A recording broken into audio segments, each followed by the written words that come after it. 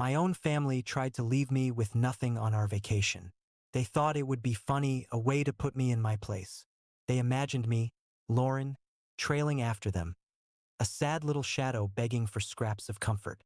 But their little plan, hatched in whispers and mean-spirited giggles, blew up in their faces spectacularly. It was a sight to behold, and honestly, a moment I'll treasure.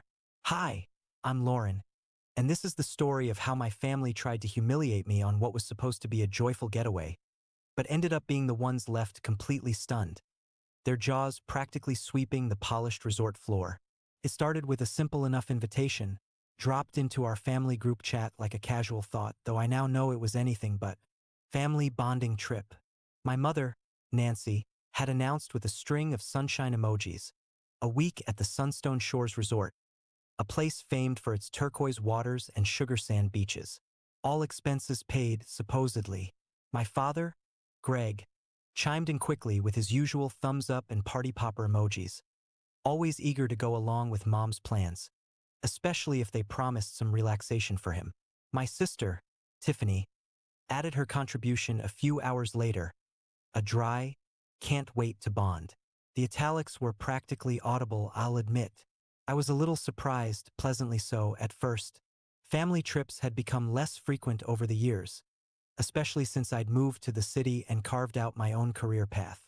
We weren't estranged, not exactly, but there was a distance. Life just pulls you in different directions. Tiffany and I have always had a complicated relationship. That's the polite way of putting it. She's 3 years older, and in her mind, that's always meant she's 3 years better.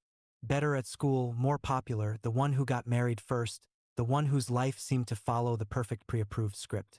I was always just Lauren, the quieter one, the one who often faded into the background, or so they thought. Leading up to the trip, Tiffany's messages were laced with her usual subtle digs, like little poison darts aimed to deflate my excitement. "Hope you're packing light, Lauren," she texted a week before we left. "Don't want to be that person with too much luggage, struggling and slowing everyone down." Another time, she'd sent a photo of a tiny, chic clutch bag with the caption, "This is all I'm bringing for evenings." Some of us know how to travel efficiently. I didn't think much of it at the time, or rather, I chose not to.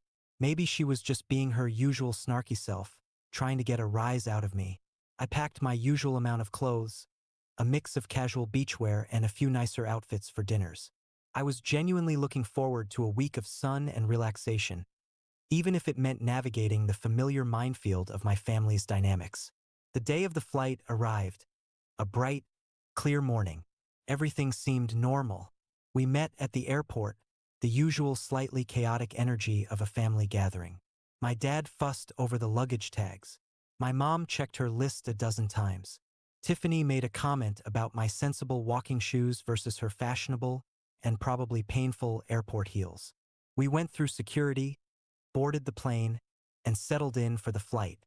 The resort, when our transfer bus finally pulled up to its grand entrance, even more stunning than the pictures. Towering palm trees swayed in a gentle breeze. Water features gurgled musically. Impeccably dressed staff greeted us with welcoming smiles. I felt a genuine sense of excitement, a little bubble of hope that maybe, just maybe, this trip could be different. Inside, the lobby was breathtaking. Cool marble floors gleamed underfoot. Huge, exotic floral arrangements perfumed the air with a sweet, tropical scent. A massive chandelier sparkled like 1,000 diamonds overhead. We all gathered at the long, polished check-in counter. My parents went first. Nancy, with a bright, slightly forced smile, gave their names. The receptionist, a woman with a kind face and a professional demeanor, confirmed their reservation quickly. "Welcome to Sunstone Shores, Mr. and Mrs. Miller. Your ocean view suite is ready." She handed over their key cards with a flourish. Then it was Tiffany and her husband, Mark. Mark, to his credit, usually tried to stay out of the Miller family drama, offering a polite nod here and there. Tiffany, however, practically preened as she announced her name. "Davis, Tiffany, and Mark. We have the deluxe beachfront bungalow, I believe?" The receptionist nodded. "Yes, Mrs. Davis. A beautiful choice. Here are your keys." Then it was my turn. I stepped forward, feeling that little thrill of anticipation, picturing myself unpacking in a cool, quiet room. Name? The receptionist asked, her polite smile unwavering. Lauren Miller, I replied, my voice clear. The receptionist typed something into her computer. Her smile faltered, just for a fraction of a second, but I caught it. She typed again, her brow furrowing slightly. She tapped the screen, then looked up at me, a hint of genuine confusion in her eyes. I'm so sorry, Ms. Miller, she said, her voice a little lower now, but I don't seem to have a reservation under that name. My heart skipped a beat. Then it felt like it dropped into my shoes. That's not right, I stammered, a flush creeping up my neck. I'm here with my family, Nancy and Greg Miller, and Tiffany and Mark Davis. They just checked in. I gestured vaguely towards them. They were standing a little way off, ostensibly examining a resort map, but I could feel their attention fixed on me. The receptionist, ever professional, checked again, her fingers flying across the keyboard. Yes, I see the Miller and Davis reservations all confirmed, 2 separate rooms as requested, but no Lauren Miller. She looked genuinely apologetic. Perhaps it was booked under a different name or through a third-party agency. Cold knot began to form in my stomach. This wasn't a simple computer glitch. I looked over at my family. My parents were exchanging glances, a strange mixture of nervousness and something else. Was it guilt? Flickering across their faces. My father wouldn't meet my eye. Tiffany, however, was smirking. A small, smug, utterly triumphant smile was playing on her lips. She wasn't even trying to hide it. There must be some mistake, I said again, my voice barely a whisper now, trying to keep it steady, to not let the rising panic show. The distant cousins who had tagged along for the big family vacation were now looking over, their expressions ranging from curiosity to mild embarrassment on my behalf. My mother finally stepped forward, her hand fluttering nervously at her throat. Her tone was overly casual, falsely bright. Oh, Lauren, honey, there seems to have been a little mix-up, a slight oversight with the bookings. Mix-up, I repeated, the word tasting like ash in my mouth. The knot in my stomach tightened until it ached. An oversight for one specific person. My father cleared his throat, finally looking in my general direction but not directly at me. Well, you know how these things happen, Lauren. Computers, booking errors. It's also complicated these days? He sounded unconvincing even to his own ears. Tiffany finally spoke, her voice dripping with a syrupy false sympathy that made my skin crawl. Yeah, so unfortunate, Lauren. What a shame. But don't worry. She patted my arm with a condescending little tap. We can figure something out. You're resourceful, they suggested with feigned concern, that I could share the couch in Tiffany's room.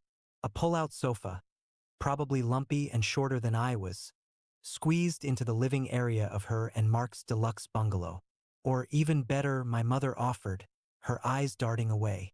Maybe you could find a budget motel nearby? There are some just a short taxi ride away, I'm sure. We can chip in for it, of course. The realization hit me like a physical blow, knocking the air from my lungs. This wasn't a mistake. This wasn't an oversight. This was deliberate, calculated. They had invited me on this family bonding trip, knowing full well they hadn't booked me a room. They had orchestrated this entire scenario. They wanted to see me squirm. They wanted to see me humbled, to beg for a corner in their already crowded rooms, to feel like an outsider, an inconvenience, the unwanted tag-along. Tiffany's comments about packing light, about traveling efficiently, suddenly made sickening sense. They expected me to have brought very little, to be easily managed, easily tucked away. My initial reaction was a surge of anger, hot and sharp, like bile rising in my throat. I wanted to lash out, to scream, to demand an explanation, to make them feel as small and unwanted as they were so clearly trying to make me feel. I wanted to expose their cruelty to the other guests who were starting to glance over. But then, as quickly as the anger flared, something shifted within me. A cold, calm resolve settled in its place. I wouldn't give them the satisfaction. I wouldn't cry. I wouldn't yell. I wouldn't let them see me break. I took a slow, deliberate breath. I looked at each of them. My mother's feigned innocence. My father's weak avoidance. Tiffany's smug superiority. I nodded slowly, my expression carefully neutral. Okay, I said quietly, my voice surprisingly even. I'll figure something out. I turned away from the check-in counter, ignoring their surprised and slightly uneasy looks. They probably expected tears or at least a tantrum. I didn't head for the exit, my suitcase trailing behind me like a mark of shame. I didn't pull out my phone to frantically search for some dingy last-minute motel. Instead, I walked with a newfound purpose. My chin held high towards a different part of the expansive lobby. It was a discreet, elegantly appointed area, marked with a small, tasteful sign, VIP Concierge.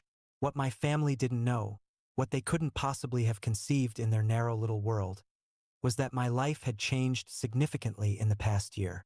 While they were busy underestimating me, I had been busy working. I'd recently landed a high-level executive position at Omnicorp, a global firm with diverse holdings. One of those holdings, a significant share in this very resort chain, Sunstone Shores. The woman behind the VIP desk was polished and professional, with a genuinely warm smile. "Good afternoon," she greeted me. "How may I assist you today?" I reached into my purse and pulled out my sleek, black Omnicorp Executive ID badge. It had my photo, my name, and my title clearly displayed. "Hello," I said calmly, placing the badge on the polished mahogany desk. "My name is Lauren Miller. I'm an executive vice president at Omnicorp." The woman's eyes, already attentive, widened slightly as she took in the name of the firm and my title. Omnicorp was a major player, a name that commanded respect in the business world. Her posture shifted subtly, becoming even more deferential. "Ms. Miller," she said, her tone immediately infused with a new level of formality and attentiveness. "It's an honor to have you with us. Please, how can I be of service?" "I seem to be having a slight issue with my reservation," I explained, keeping my voice even and pleasant. "It appears my name was not included in my family's booking. They are under Miller and Davis." I didn't need to explain the why. The what was enough. The concierge frowned, her concern looking entirely genuine this time. "Oh, I do apologize for that significant inconvenience, Ms. Miller. That shouldn't have happened. Please allow me to look into this immediately and rectify the situation." She typed rapidly on her computer, her brow furrowed in concentration. After a moment, she looked up, her expression a mix of apology and dawning surprise. "Indeed, Ms. Miller, I don't see a standard reservation under your name with those parties. This is most unusual." She paused. Then her eyes brightened, a solution clearly presenting itself. "However, Ms. Miller, given your senior position with Omnicorp, please allow me to personally ensure your stay at Sunstone Shores is nothing short of exceptional. We value our relationship with Omnicorp immensely." She picked up the phone, her fingers flying over the keypad. She spoke in hushed, efficient tones for a few moments, mentioning my name and my company. Then she hung up and turned back to me, her smile radiant and confident. "Ms. Miller, we would be absolutely honored to accommodate you in our presidential suite for the duration of your stay, with our compliments. It's our most exclusive accommodation, featuring breathtaking ocean views, multiple rooms, and every sea conceivable amenity." My lips twitched, fighting back a smile of my own. The presidential suite. It was poetic. I could only imagine the look on my family's faces when they found out, if they ever found out. "That would be perfect," I said, allowing a small, controlled smile to finally grace my lips. "Thank you. I appreciate you resolving this so quickly." The concierge personally escorted me to a private, gilded elevator, the kind that required a special keycard. As we ascended smoothly and silently, she enthusiastically explained the features of the suite. 3 bedrooms, each with an ensuite, bathroom, a vast living area, a dining room that could seat 12, a full gourmet kitchen stocked with my preferences, which she'd quickly get from me, a sprawling private terrace with its own jacuzzi and sun loungers, and of course, a dedicated 24/7 butler service. It was beyond anything I could have imagined, beyond anything my family could have comprehended for me. When the elevator doors opened onto a lavish private foyer, adorned with original artwork and fresh orchids, I was genuinely speechless for a moment. The suite itself was enormous, opulent yet tasteful, with floor-to-ceiling windows offering panoramic 180-degree views of the turquoise water and the pristine beach. Sunlight streamed in, making the entire space glow. It was a world, away from the cramped, lumpy couch they'd envisioned for me in Tiffany's room. It was a world away from any room they were staying in. Later that evening, there was a welcome dinner planned for all the resort guests, a grand buffet affair in the main beachfront restaurant. My family had probably assumed I would either be absent, having scurried off to some depressing motel, or that I would show up looking defeated and pathetic, perhaps begging for scraps from their plates. They were in for a rather significant surprise. I took my time getting ready. I unpacked a stunning designer dress I had bought for myself a few months ago, a deep sapphire blue silk that shimmered with every movement. I'd bought it to celebrate my promotion at Omnicorp, a quiet acknowledgement of my own success, and had been waiting for the perfect occasion to wear it. This, I decided, was it. I did my hair, letting it fall in soft waves, and applied my makeup carefully, feeling a growing sense of quiet satisfaction and an almost giddy anticipation. This wasn't about revenge. Not exactly. It was about self-respect. As I made my way to the restaurant, I walked with a confidence I hadn't realized I possessed until this moment. My head was held high. My steps were measured and unhurried. I arrived fashionably late, ensuring all my family members would already be seated. I could see them from the restaurant entrance, clustered around a large table in the center of the room, looking around, perhaps wondering where I was. Just as I reached the entrance of the restaurant, the resort manager, a distinguished-looking man named Mr. Harrison, whom I'd briefly met when my butler had shown me to the suite, approached me with a warm, welcoming smile. "Ms. Miller, so glad you could join us this evening. I trust everything in the presidential suite is to your utmost satisfaction." His voice was pitched just right, loud enough for those nearby to hear, but not overtly showy. "Mr. Harrison," I greeted him with a smile of my own. "Everything is absolutely magnificent. Thank you. Your staff has been exceptional." He offered me his arm. "Please allow me to escort you to your table." Together, we walked towards my family's table. Their conversations, which had been animated, abruptly ceased as they saw me approaching, not alone, but on the arm of the resort manager. Their faces, which had probably been filled with smug satisfaction, or perhaps a sliver of pity for my supposed plight just moments before, now registered a comical range of shock and disbelief. My mother's fork clattered onto her plate. Her jaw literally dropped. Tiffany's eyes widened into saucers, her perfectly applied lipstick making her O-shaped mouth look even more surprised. My father, Greg, looked like he had seen a ghost. All color drained from his face. Even the distant cousins, who barely knew me and were probably just there for the free food, were staring, their spoons halfway to their mouths. Mark, Tiffany's husband, just looked profoundly uncomfortable, as if wishing the earth would swallow him. Mr. Harrison, oblivious or perhaps expertly pretending to be, pulled out a chair for me at the head of the table, a seat that had conveniently been left empty. It was the best seat, naturally, with an unobstructed view of the ocean sunset. "I trust you are enjoying the presidential suite, Ms. Miller?" he asked again, his tone polite and perfectly respectful, as he subtly adjusted my napkin. "It's absolutely magnificent. Thank you," I replied, meeting his gaze with a composed smile before turning to bestow a serene look upon my stunned family. The silence at the table was deafening. No one said a word. They simply stared at me, then at Mr. Harrison, then back at me. Their faces were pale, their minds clearly scrambling to process this impossible turn of events. The woman they'd tried to cast aside, the one they'd planned to humiliate, was being treated like royalty. Finally, Tiffany found her voice, though it wavered, cracking on the last word. "Lauren, the presidential suite? What on earth? There must be some mistake." She looked from me to Mr. Harrison, expecting him to apologize for a staff error. "No mistake at all, Tiffany," I said calmly. Taking a delicate sip of the iced water, a waiter had instantly materialized beside me.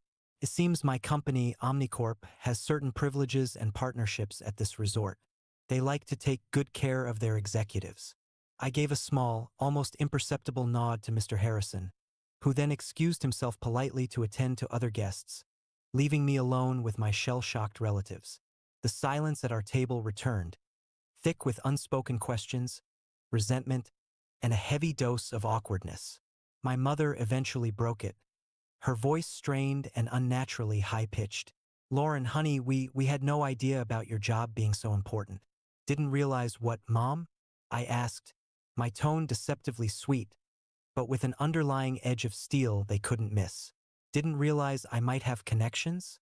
Didn't realize I wouldn't just meekly accept being left without a room, like a stray dog you forgot to feed? Tiffany, ever the opportunist, tried a different approach. Her shock was rapidly being replaced by a calculating gleam in her eye. Her tone suddenly became saccharine, almost fawning. "Lauren, that's just amazing about the suite. It sounds incredible. 3 bedrooms, did he say? Wow." She leaned forward conspiratorially. "Maybe, listen, our rooms are, well, they're fine but a little small, for a family. Do you think you could perhaps talk to someone? Help us upgrade our rooms? Just a little something nicer?" I looked at her, a faint, knowing smile playing on my lips. The sheer audacity was almost impressive. Just hours ago, she was happy to see me sleep on a couch, and now she wanted me to use my influence to get her a better room. "Oh, Tiffany, I'm so sorry," I said, my voice filled with mock regret, "but I'm afraid I'm going to be rather busy this week. Lots of important company business to attend to, even on vacation. Calls, reports, strategy meetings, you know how it is when you have responsibilities." The irony was thick enough to cut with a knife. She had hinted at me being an inconvenience, a burden, and now she was angling for a handout. Her face fell, the forced sweetness curdling into a familiar pout. The rest of the dinner was a strained, uncomfortable affair. My family's attempts at conversation were stilted and awkward. They kept casting furtive glances at me, their expressions a bizarre mix of envy, resentment, and a dawning, uncomfortable respect. I, on the other hand, enjoyed my meal immensely, savoring every bite of the delicious food and every moment of their palpable discomfort. I excused myself early, saying I had an early start the next day for a conference call with the Tokyo office. As I gracefully left the restaurant, I could feel their eyes burning into my back. I didn't look back. The next morning, as I enjoyed a leisurely breakfast of fresh tropical fruit and coffee on my expansive private balcony overlooking the sparkling ocean, my phone buzzed. It was a picture message from Tiffany.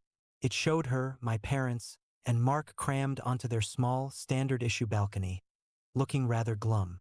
The view behind them was mostly of another wing of the resort. The caption read, "Wish we had your view. Maybe we can all hang out in your suite." Later, I simply replied with a thumbs-up emoji and a polite, "So sorry, pack schedule today. Enjoy the pool." Later that day, I strolled down to the marina, wearing a chic white sundress and oversized sunglasses. A sleek, luxurious 60-foot yacht was waiting at the dock, its crew ready to welcome me aboard. It was another perk booked through my company's exclusive concierge service, a private cruise for the afternoon, complete with a chef and open bar. As the yacht pulled smoothly away from the dock, leaving the crowded resort beach behind, I could see my family gathered by the main pool. Their heads turned. Their jaws, once again, seemed to drop as they watched me sail away into the azure horizon, a glass of champagne already in my hand. I gave them a tiny, almost imperceptible wave. The rest of the vacation was interesting, to say the least. My family suddenly couldn't do enough for me.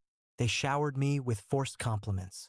My mother kept trying to bring me my favorite snacks, as if we were back home and I was a teenager. My father kept asking about my important job.